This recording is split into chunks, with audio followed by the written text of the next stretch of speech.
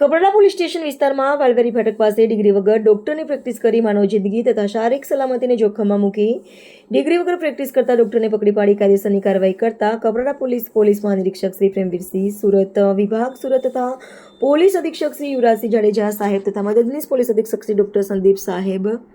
ની સૂચના તથા માર્ગદર્શન અનુસાર ડિગ્રી વગર ડોક્ટરની પ્રેક્ટિસ કરી માનવ જિંદગી તથા શારીરિક સલામતીને જોખમમાં મૂકી ડિગ્રી વગર પ્રેક્ટિસ કરતા ડોક્ટર ચેકઅપ કરી કાયદેસરની કાર્યવાહી કરવા સૂચના આપેલ હોય છે. અનુસંધાને આજરોજ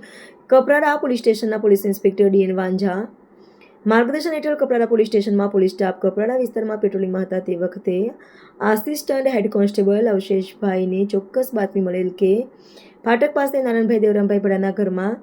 રામચંદ્ર પ્રજાપતિ સાથે વાલવરી ફાટક પાસે તાલુકો કપરાડા જિલ્લો વલસાડ મૂળ રહે બટપુરા સામૂહિક પોસ્ટ સમૂહી તાલુકો ઘાટમપુર જિલ્લો કાનપુર નગરને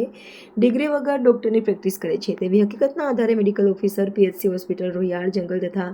ફાર્માસિસ્ટ તરીકે ફરજ બજાવતા કર્મચારીઓને સાથે રાખી વાલવેરી ફાટક પાસે રેડ કરતા નીચે જણાવેલ નામવાળા આરોપીએ વગર ડિગ્રીએ ડોક્ટર તરીકે પ્રેક્ટિસ કરી દર્દીઓને એલોપેથિક તથા